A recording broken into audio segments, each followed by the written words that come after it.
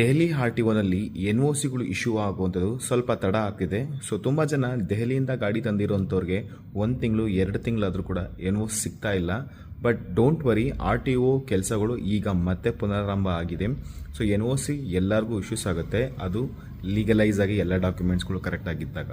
So worry ಮಾಡೋವಂಥ ಅವಶ್ಯಕತೆಗಳಿಲ್ಲ. So ನೀವು ಗಾಡಿಗಳನ್ನ ಯಾರ ಹತ್ರ ತಂದಿದ್ದೀರಾ, ಇನ್ ಕೇಸ್ ನೀವು ಡೀಲರ್ಗಳ ಹತ್ರ ಅಥವಾ ಪಾರ್ಟಿಗಳು ತಂದಿದ್ರೆ, ಸೊ ಅವ್ರ ಜೊತೆ ಕಮ್ಯುನಿಕೇಟ್ ಮಾಡ್ತಾ ಇರಿ, ಅವ್ರ ಜೊತೆ ಟಚ್ಚಲ್ಲಿ ಇರಿ. ಸೊ ಅವ್ರಿಗೆ ನಿಮ್ಗೆ ಏನು ಬೇಕೋ ಡಾಕ್ಯುಮೆಂಟ್ಸ್ ನೀವು ತೊಗೊಳ್ಳಿ, ನಿಮ್ಗೇನು ಬೇಕೋ ಡಾಕ್ಯುಮೆಂಟ್ಸ್ಗಳನ್ನ ಅವರು ತೊಗೊಂಡು ಎಲ್ಲನೂ ಕೂಡ ನೀಟಾಗಿ ಆರಾಮಾಗಿ ಆಗುತ್ತೆ. ಸೊ ವರಿ ಮಾಡೋ ಅವಶ್ಯಕತೆ ಖಂಡಿತ ಇಲ್ಲ.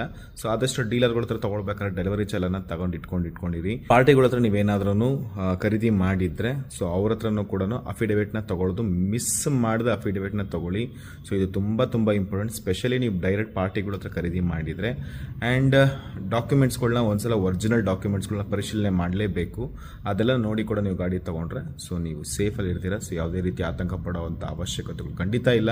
ಸೊ NOC ನಿಮಗೆ ಸಿಗುತ್ತೆ. ಇನ್ನು ದೆಹಲಿನ ಹೊರತುಪಡಿಸಿ UK, HR, PB, UP ಇದೆಲ್ಲನೂ ಕೂಡ ನಿಮಗೆ NOC ನಿಮಗೆ ಆರಾಮಾಗಿ ಸಿಗುತ್ತೆ. ಸೊ ವರಿ ಮಾಡೋ ಅವಶ್ಯಕತೆ ಇಲ್ಲ.